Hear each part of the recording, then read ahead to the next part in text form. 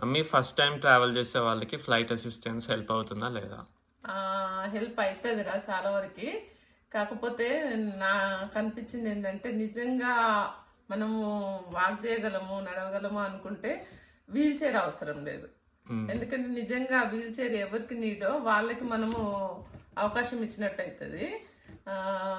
మనం వాళ్ళని అది కూడా అడగొచ్చు, నాకు వీల్ చైర్ అవసరం లేదు, ఓన్లీ గైడ్ చేస్తే చాలు వెళ్ళగలము అని అంటే వాళ్ళు వీల్ చైర్ వాళ్ళతో పాటు వెళ్ళమని చెప్పేసి అసిస్ట్ చేస్తారు. ఇంకొకటి ఏంటంటే అసలు చదువుకున్న వాళ్ళకైతే ఇవి ఏది కూడా అవసరం లేదనుకుంటా. ఫిజికల్గా ఓకే ఉండి చదువుకొని ఉంటే గేట్లు అవి నెంబర్స్ చూసుకుంటూ వెళ్ళిపోవచ్చు. మనం ఇప్పుడు బ్యాగేజ్ కౌంటర్ ఇచ్చేస్తాం కదా, అక్కడి నుంచి మనల్ని సెక్యూరిటీ చెక్ వరకు అసిస్టెంట్స్ ఉంటే తీసుకెళ్ళిపోతారు వీల్ చైర్లో.